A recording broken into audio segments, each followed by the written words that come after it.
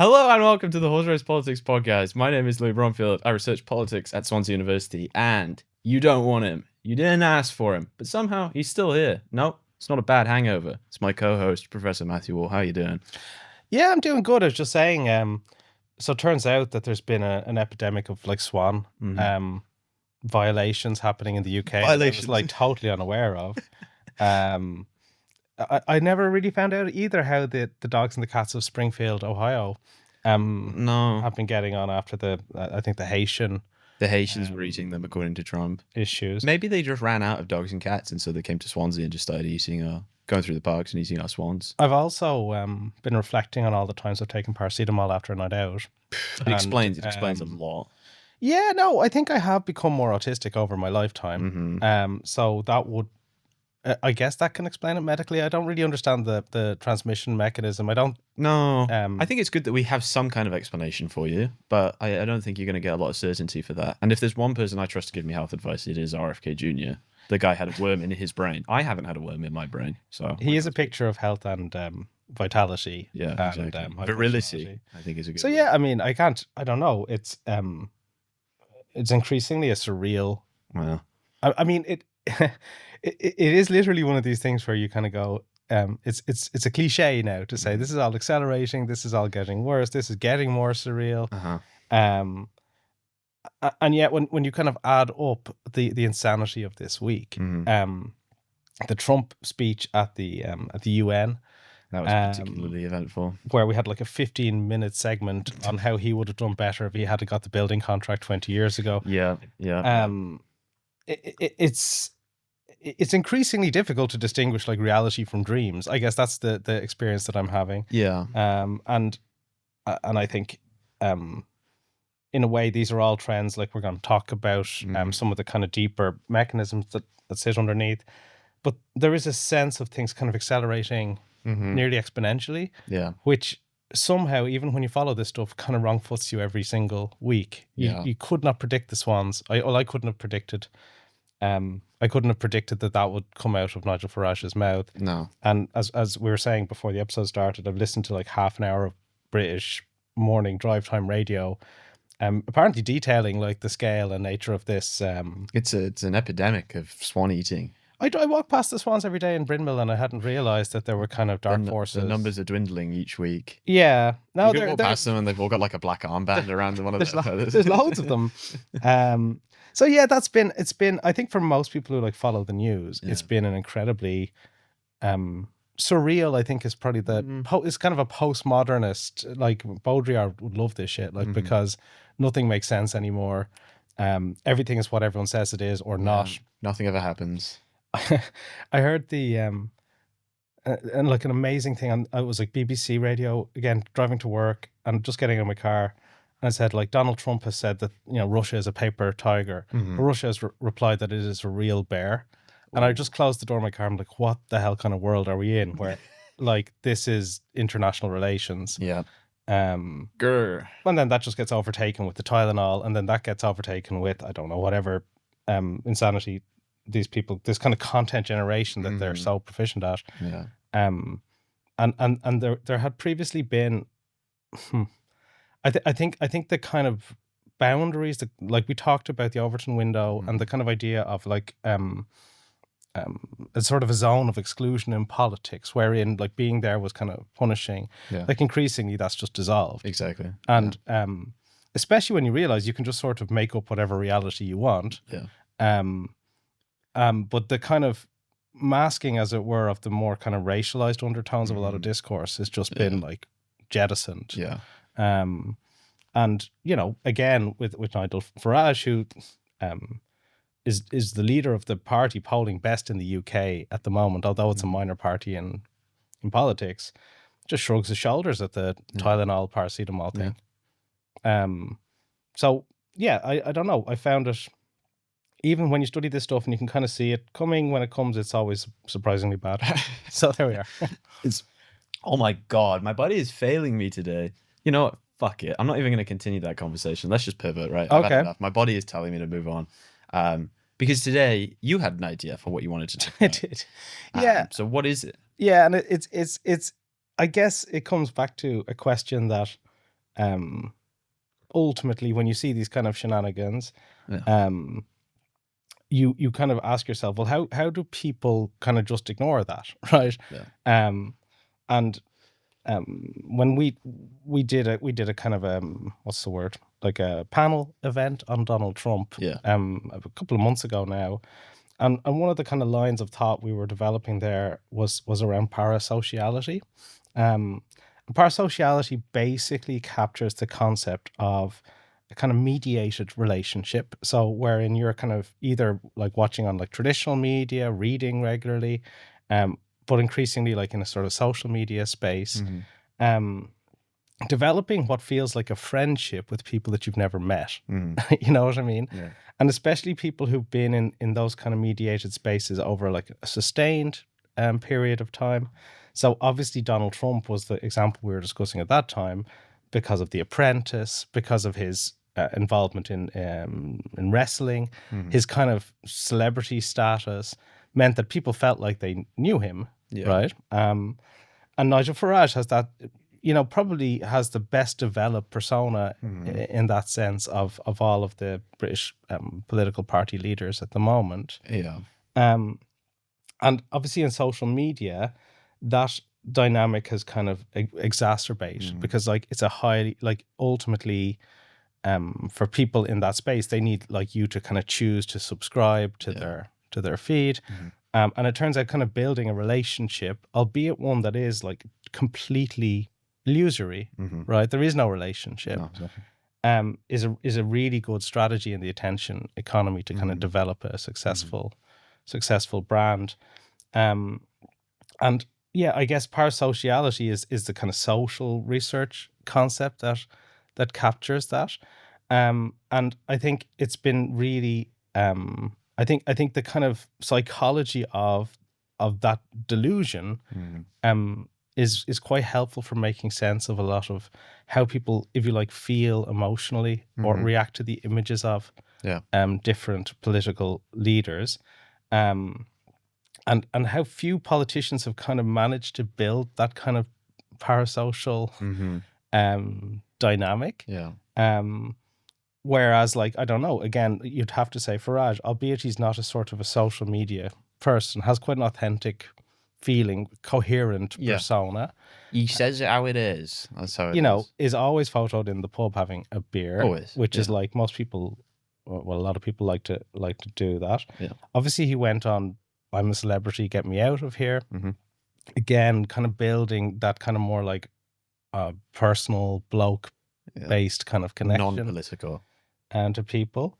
And even if it turns out that what he said about paracetamol was wrong, which, I do hope that is wrong. I'm not a scientist, but I think you're gonna have to take like 200 Tylenols and just find out for us. Yeah, probably in one sitting. I feel like that most mornings, to be honest, when I come to work with you.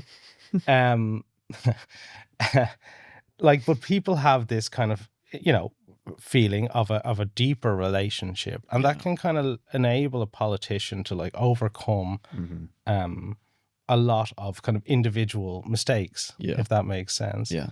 It's like your friend. Your friend does something stupid, you can like, okay. You look past it because you know who they are. This isn't them, so I can, whatever. That was a bit weird, but let's carry on. Except that is predicated on years of knowing them in person, hanging out with them, talking to them, just actually being mates with them, not some I don't know, superficial transactional relationship on Facebook that has you convinced that you're actually in the know with this person. Yeah, and I think as long as there's been media, there's been parasociality, right? So even if you go back to, I don't know, people would wait like feverishly for like Charles Dickens to like release the latest installment of his series. Okay, he's a writer, but they have a relationship that is with a person that they've never met. Yeah. Right? It's just that as media has changed, and especially as our capacity to like produce content is essentially individualized. Yeah. Really driving that quite consciously, I think, has become much more important. Like, so we have again, I sound like an old man, but like we have this idea of influencers, which is very familiar, I think, to to especially younger people, but probably to most people. Yeah. And parasociality is actually, when I talk to my students, something that they'll mention Yeah. a lot, right? So I think it's kind of in the zeitgeist in, Yeah. I mean, your generation and younger. I don't think you've missed the boat on talking about influences. I think you're allowed to talk about that. Yeah, and obviously with Charlie Kirk and that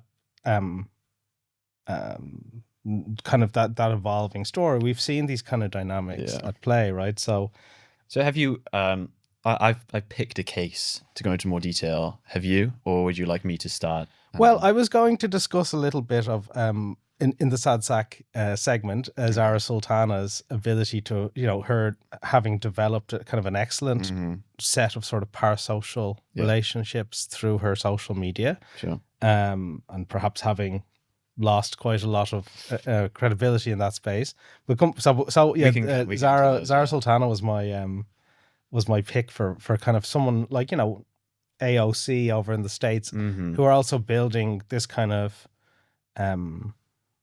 quite authentic feeling social media brand that actually drives a significant amount of their kind of personal support. Yeah. And that's very much about sharing. Like Zara Sultana will share that she was in a festival. Yeah. It's not just work. Exactly. Yeah. So go ahead. Okay. Well, I mean, I've gone for the obvious low-hanging fruit of Donald Trump. Of course. But I have also, there's a bit of Charlie Kirk in there as well. Nice. Because it is very, very relevant. Just for effectively being the most blatantly extreme example that I could think of that's in the popular conscience of somebody being elevated to a level that they really aren't at, even if you are a Trump supporter. Not necessarily the kind of there is a great deal of a parasocial relationship with his MAGA base, but there's also this kind of religious Christian nationalist elevation to being like either a messianic figure or being chosen by God. And that's something that he himself parroted quite heavily after the assassination attempt in Butler. He kind of firstly came out and said, like, oh, maybe God turned my head or whatever. And then a month later, he's saying, I think God, chose to spare me. No questions about like why God didn't intervene with Charlie Kirk, but that's neither here nor there. And you've got evangelists saying Trump was chosen for this mission by God. That's Reverend Franklin Graham with that one. But this is an individual who, as we've seen, has extensive alleged links to Jeffrey Epstein. He's been found liable for... Maybe Epstein was chosen by God. Maybe Epstein was. Yeah. And that's why we're all chosen by God, if you believe that, right? That's possible. But like in terms of like the character of this guy, because you mentioned right at the start about how like these parasocial relationships allow people to overlook certain aspects. I mean, do you really think this description is somebody who God would choose, right? He was found liable of sexual assault. Was it sexual assault and rape of E. Jean Carroll? At the very least, it was sexual assault, and he has to pay like $80 million. 34 felonies, mocked a disabled reporter, no sympathy or care for the plight of Palestinians, and financially aided and abetted Israel conducting that genocide. Couldn't name a single Bible verse when he was asked what his favorite one was. He likes all of them. He does like all of them, which is a fair answer.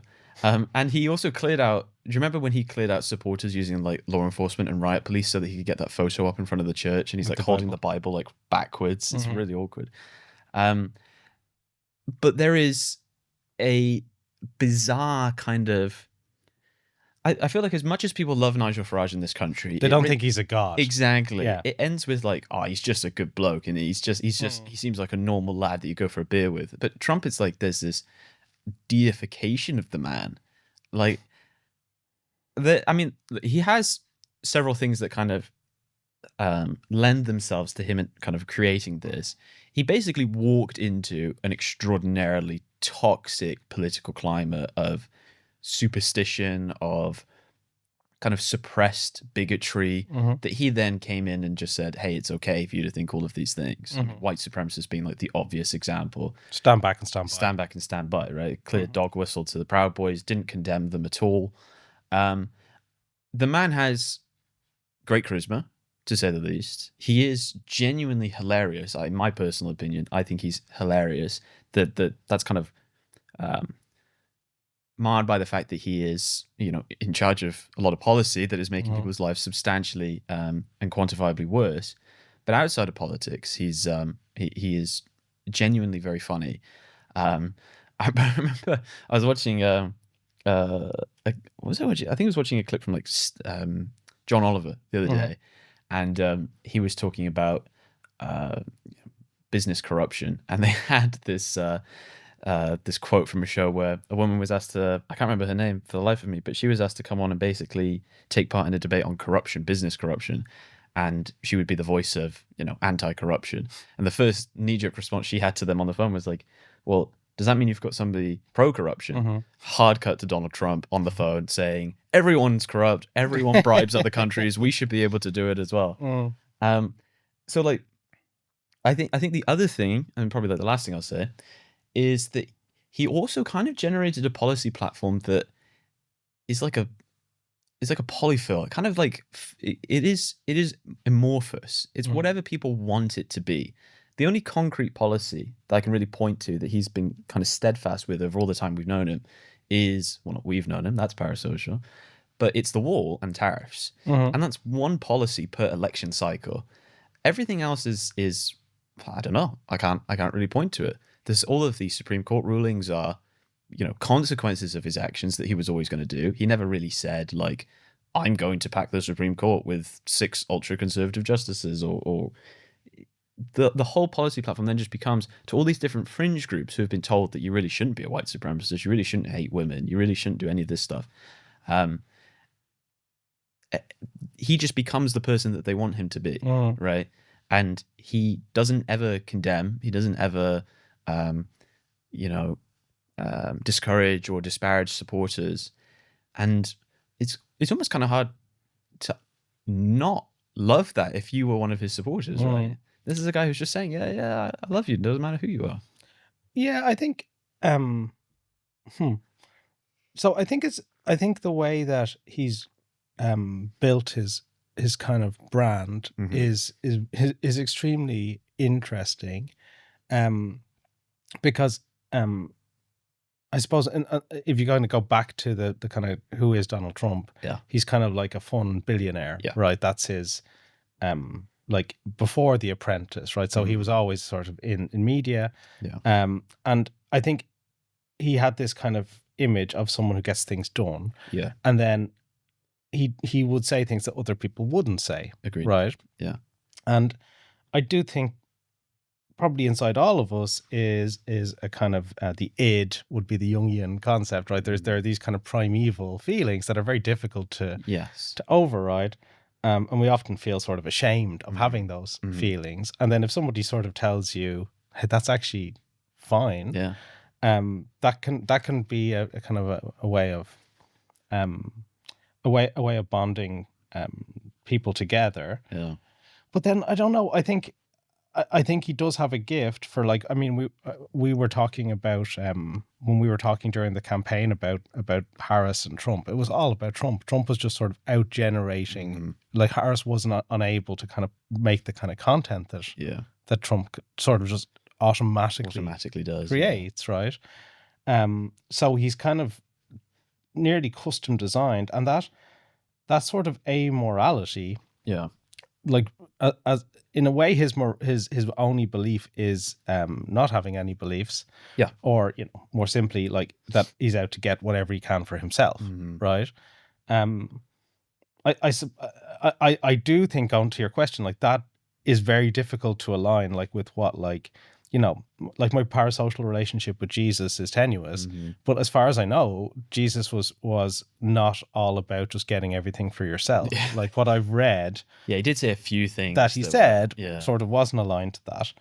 And that's it's one of the things that, like, I don't understand in any kind of detail. But the kind of encapsulation of the evangelical Christian segment, which is a huge segment of the American population, in the MAGA movement, I think there's an element of Trump as a kind of an avenging type figure. So not necessarily as a kind of paragon of virtue in and of himself, but as someone who kind of attacks the enemies of Christianity, the enemy of my enemy. Yeah, and that's also a sort of a spiritualized, like, avenging angel. type idea.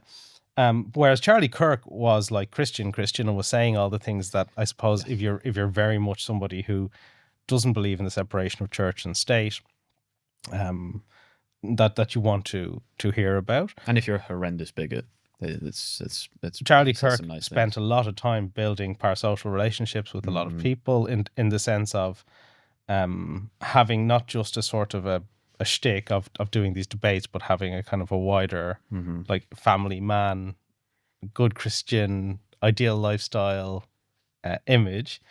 And he's also been, I mean, I think the kind of spiritualization of his assassination, for want of a better word, has been really striking, right? The extent to which this is viewed as a sort of a martyrdom, Yes. the extent to which it's seen as inevitable from a spiritual perspective that his message will kind of continue to resonate. You know, and everyone's entitled to their religious beliefs, of course, but like to somebody who doesn't share those beliefs, it sounds completely unhinged. Do you know what I mean? Yeah. And so I think that's an element in the kind of parasociality of the American right, the kind of spiritual dimension. Yeah. That, as you say, it's. I mean, we're writing some work about elections and religion in the UK. Certainly, there's not that kind of overt politicization of religion in British politics as in American politics. Yeah, the kind of cleavages are shifting quite dramatically right now in Britain anyway. That shows that those kind of party religion cleavages aren't set in stone the way that they are with the US. But I think the idea that he is more of a vessel for people's anger and representation really kind of elevates him up. It is such a strange thing that this guy who's super loud, super personality driven, super I mean, whether you like it or not, charismatic, can basically just be this amorphous blob that everyone just projects what they want onto him. And it works. Yeah. And it's worked for like 8 years now. The completely left field question. With the likes of Charlie Kirk and whatnot, purely speculative, how big a role do you think the COVID years played in all of this? Yeah, I do. I do think that was a kind of the kind of intersection of like a really well established sort of social media scene at that point, right? And like kind of at that same phase, kind of short form becomes more and more like it was there, but it becomes more and more dominant, and the kind of, if you like, the cutting off of the actual social dynamics that people could previously access, right? So the kind of, if you like classic reality, right? So those two things together, I think, kind of ushered in this era of the influencer in a way that maybe without the COVID intervention might have been more difficult to achieve. I think especially again of like Joe Rogan as someone who kind of keeps coming back into my headspace as someone who like really profited for. I mean, again, like Joe Rogan is like Mr. Parasocial, right? So not only do you get to hang out with Joe Rogan, you get to like hang out with his friends. Yeah. And it's very much structured like a hangout. Exactly. Right. It's, you know, Trump appeared on there. It was one of his most successful appearances, I would have said, in the campaign.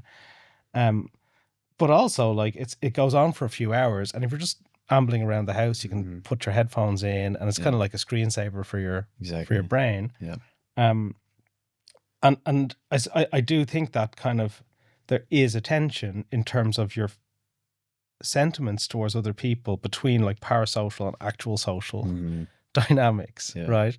I think you know, to put it in plain language, like you only have so many fucks to give, right? They are finite. And if you're kind of you know, basically through no fault of people's own, through state policy, kind of physically isolated from perhaps everybody else that you know,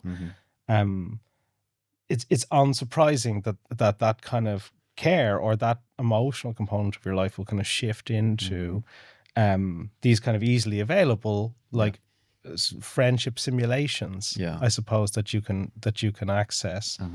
But of course the issue is that those people aren't your friends, right? So you don't have any of the benefits of friendship that, like, you know, if you need a hand, someone can like help you, all that kind of stuff. Yeah.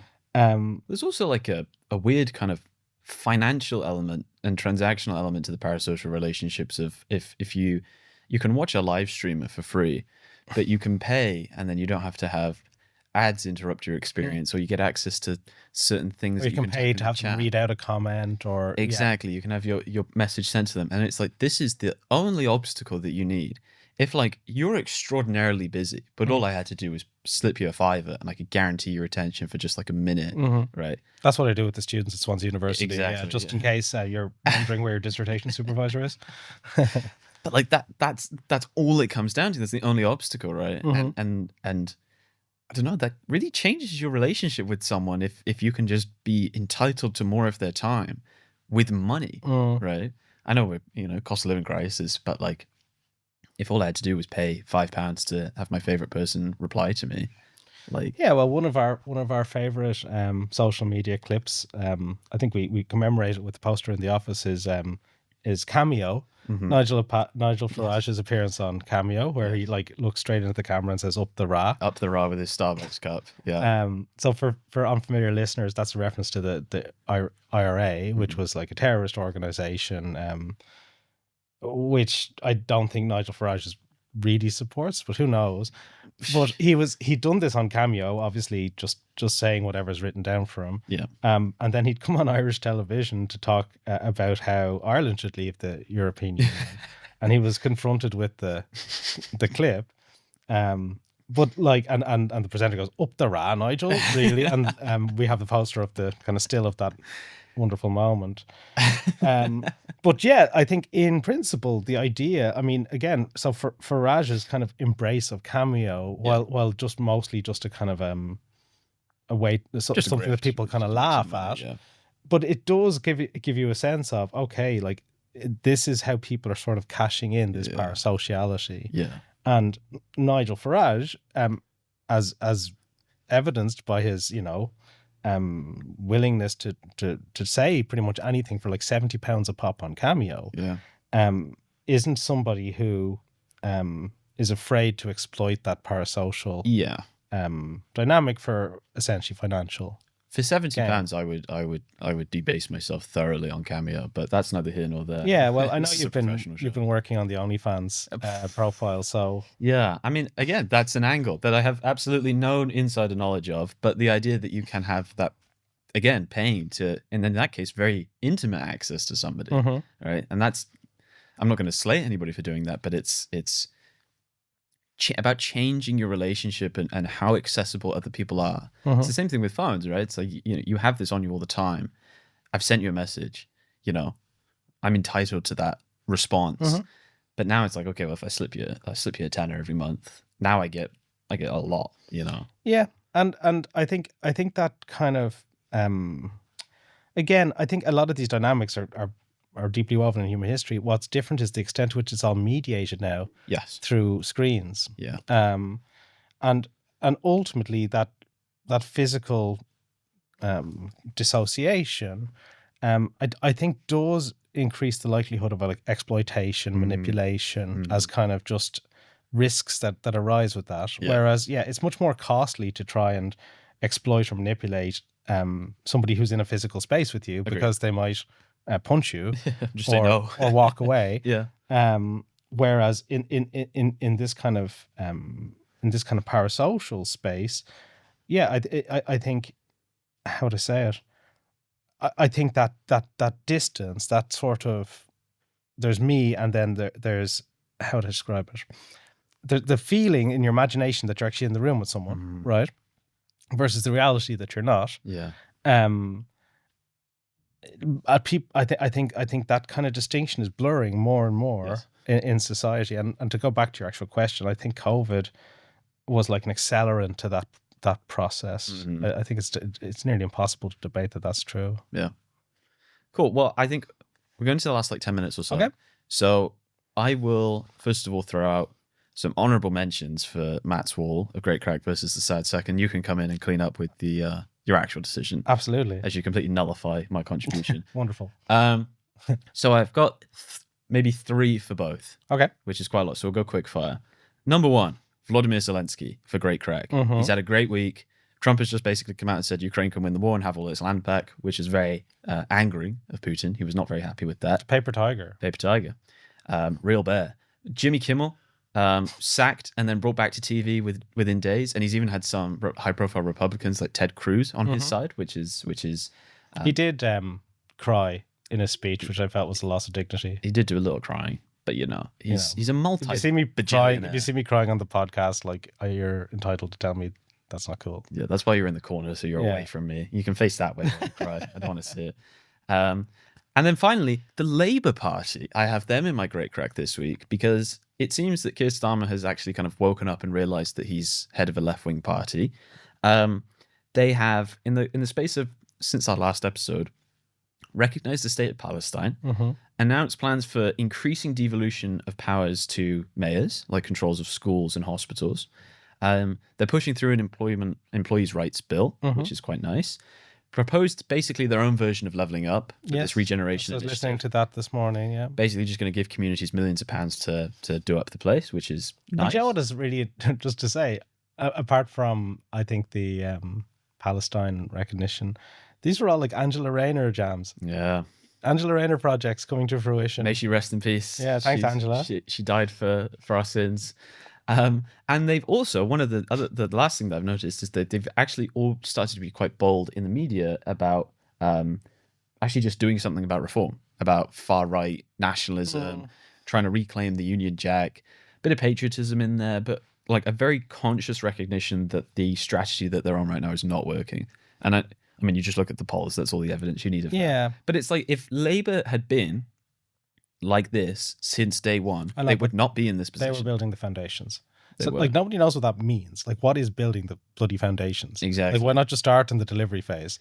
No, the foundations are making it so that old people die of cold in the winter and that disabled people don't have money. That's the foundation, right? I would say that they've had a good week. Yeah, I think the amount of like banana skins that the Trump visit represented, you know, and if one thing Keir Starmer is good at, it's kind of slowly and kind of, you know, without drama and negotiating his way through these type of things, right? So, albeit like in a way unlucky with a lot of the Epstein stuff, that was negotiated well.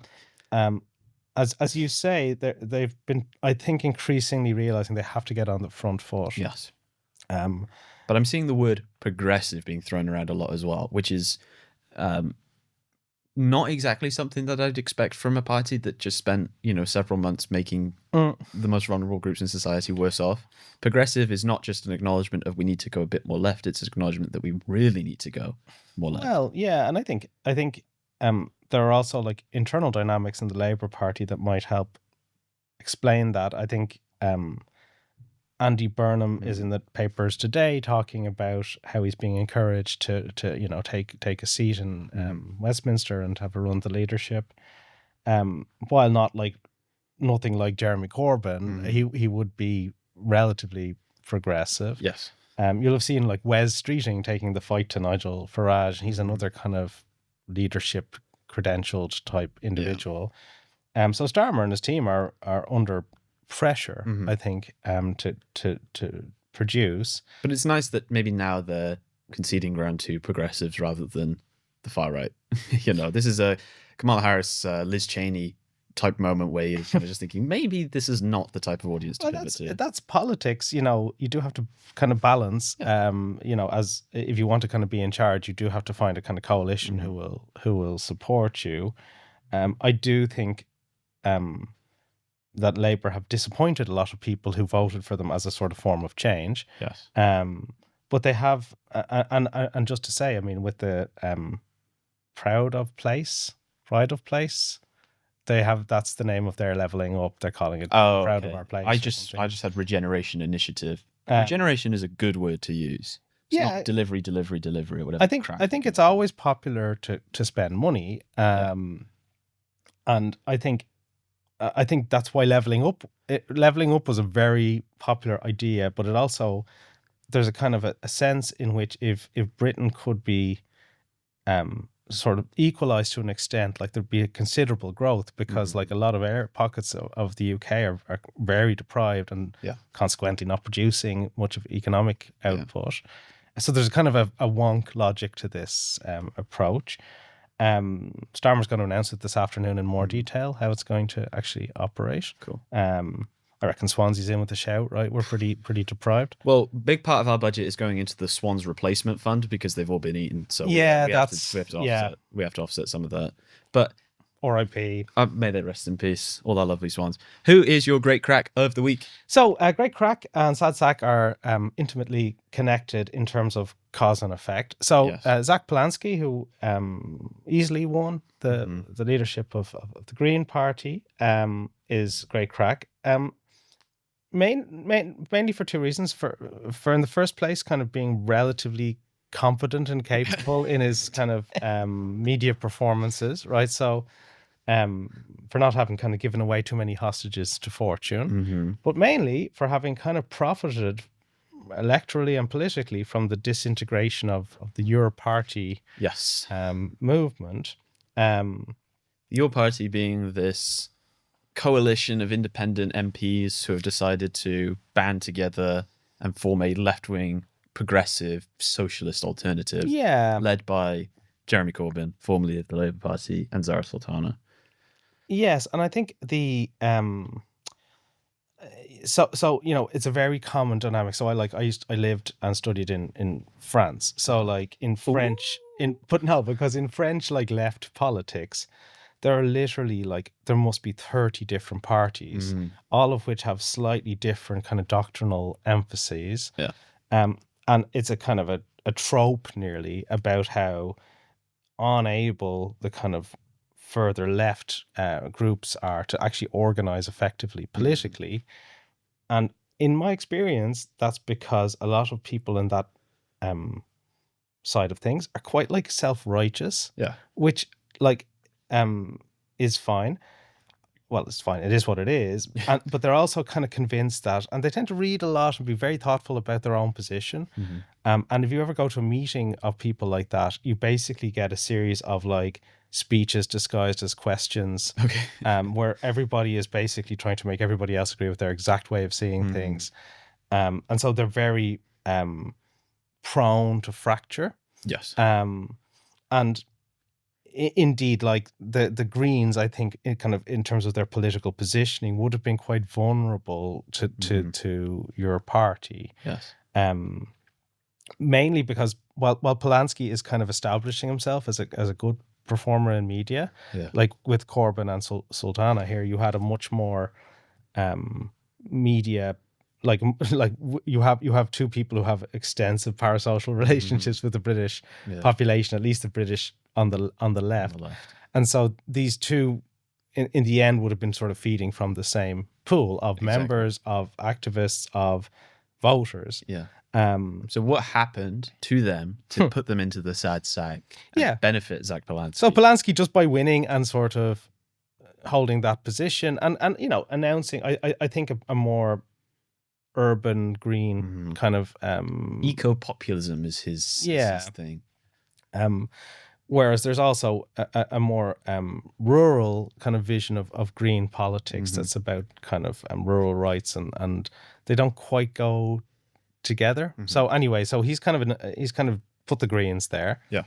What happened to these people was that Zara Sultana released a statement, I guess, saying that she's been like systematically excluded a boys' club from the boys' club. Your party. She's been unable to kind of influence the she's been unable to kind of influence the kind of policy making as she'd envisioned.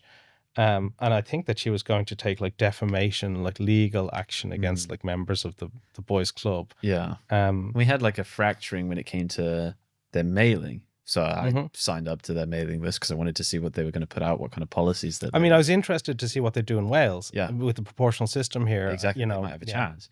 But effectively, they within the space of like a week, like 2 or 3 different emails went out from the party, basically saying that here is a membership portal. Click this link, sign up, donate, everything.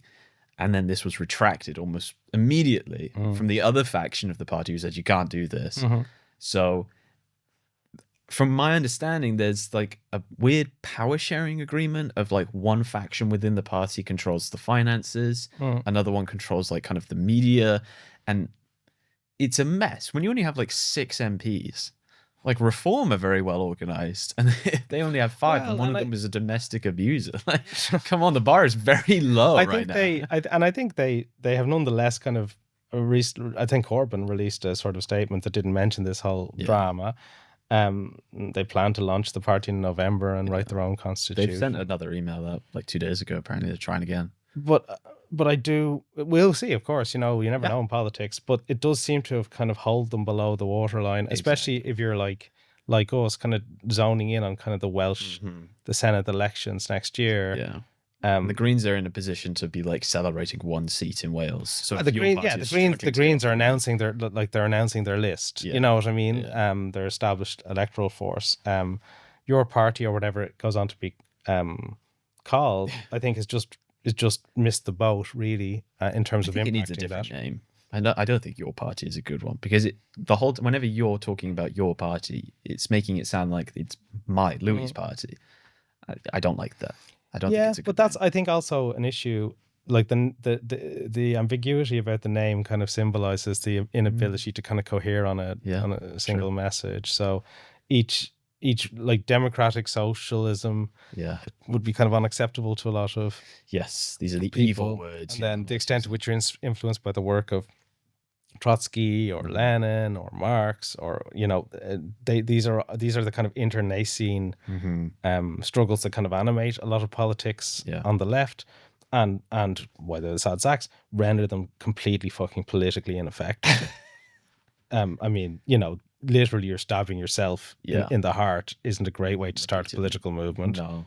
And so I think it'll be good for the Greens, and I think the Belansky's had a kind of solid start to his surge in membership leadership almost immediately after the collapse of your party. And it's a sad but familiar story on the left where, but what the reason I thought it linked is because especially Zara Sultana, she was one of the first British politicians. The students started telling me about her TikTok profile. And, you should look at Zara Sultana. So she'd built this. But she does seem now a little bit bereft. Yeah. And it's difficult to kind of see a way forward for her as part of a larger political movement. Cool. Well, I'll close with my nominations. Not nominations. I do the honourable mentions. Honourable mentions, because quite a few people have had a very bad week this week. Antifa, the movement / ideology, has been prescribed as a terrorist organization by Donald Trump, which is quite fantastic. How you can call being anti-fascist a terrorist organization is a pretty any publicity is good publicity, I suppose. Kamala Harris, she is on the media rounds recently. She has been doing a book tour. 137 days, is that what it's called? I haven't got a Scooby. I've just been watching the interviews. I haven't actually paid any attention to her book because her interviews are a dumpster fire. She basically came out and said that she didn't pick Pete Buttigieg as her VP candidate because he was gay, and that was the only reason. So America wasn't ready for it as well. America wasn't ready for it. She thought the identity politics wombo combo of a South Asian black woman and gay man would just make Republicans' heads explode, which would be funny to see regardless, but that's not a call for violence. We've got to be very careful. But then she said she was disappointed with Walz's performance in the debates and stuff. So, yeah. I would argue Walz's debate was one of the better aspects of the campaign. But anyway, but when describing, there's a weird hesitancy within the Democratic Party to actually say that they endorse Zohran Mamdani in the New York race. And she was asked by Rachel Maddow, like, do you endorse Mamdani? And she said something to the effect of, I support the Democratic candidate, sure. And then just started talking about someone else. Well, I'm sure her support won't be pivotal to his chances of winning, to be honest. But there is a weird. This is like Mamdani effectively has. If you watch this podcast, I'm gonna dance for. I'm gonna twerk for Mamdani a lot because I think he's fantastic. But he is young, Muslim, socialist, like, you couldn't really ask for many more obstacles in American electoral politics, and yet he is the front runner in this race. Like, get behind that. This is the future of your party, right? Anyway, on this week's episode of Nonce Watch, we have Fergie and Peter Mandelson having a bit of a rough time on the sad sack as well. Mandelson starting to lose lots of privileges and, I should say, alleged Nonce Watch. Yeah, I was going to insert that alleged caveat. And Fergie, member of the royal family, who has been found to have... She was quite disparaging of Jeffrey Epstein and then privately emailed to say, I didn't mean any of that. So she's lost a lot of charitable support, let's say. And then lastly, in what is perhaps one of the funnier sad sacks, is the Rapture Talk movement on TikTok. Now, these are people obsessed with the end of the world, not velociraptors. There's a very, very big difference. Effectively, a pastor said that Jesus came to him in June and said that the world was going to end on Tuesday or Wednesday of this week. As we are recording on a Thursday, I don't think it happened. We're still here. We're still here. We did it. Unless this is our version of hell or purgatory in the post-rapture world, just doing podcast episodes every week. But there were some good examples that I read about of people on TikTok who... There was a man who sold his car because he was convinced that the rapture was going to happen. Didn't happen. Now he has no car. There was a woman called Melissa who left Bibles with notes in them for the people left behind in her house. Okay. In case people wanted to live there. That was considerate. Yeah, exactly. A little housewarming gift. And then Hannah from Louisiana might be my personal favorite story, who prayed to God that she would be at home with her family when the rapture happened, which that's fair enough. That's fair enough. So what she did, because she was so committed to that, was she went to her place of work and asked for the day off so that she could guarantee she'd be at home when Jesus came back and absolutely just murked a bunch of us. And her request was denied, and then she was allegedly subsequently fired. Oh my gosh. So, I mean, you definitely will be at home with your kids. On the plus side, the rapture didn't come, right? So yeah, now she's unemployed, so that's pretty rough. So they're my honourable mentions for the sad sack this week. It's been a hell of a week in politics, but yeah, it's been interesting to see Epstein kind of devastating members of the political elite on one side of the Atlantic and beyond the grave, and on the other side is a kind of I guess one of my open questions as this autumn winter kind of rolls on is the Epstein thing ever going to touch Trump, touch his base? It's the only thing that can. We've talked, but it's definitely touched Fergie and Mandy. Yeah, and well, what can I say? If you're playing muck, you're going to get dirty. Exactly. And that's a good note to end on this week's episode of the Horse Race Politics podcast. We will be back next Thursday for more. Hopefully a week where we don't talk about Epstein. That would be quite nice. Or actually, if more people want to be associated with Epstein, it gives us something to talk about. So, do you want to be associated with Epstein? I mean, in a way, we're all associated with Epstein. Okay, thank you. Thank you, guys.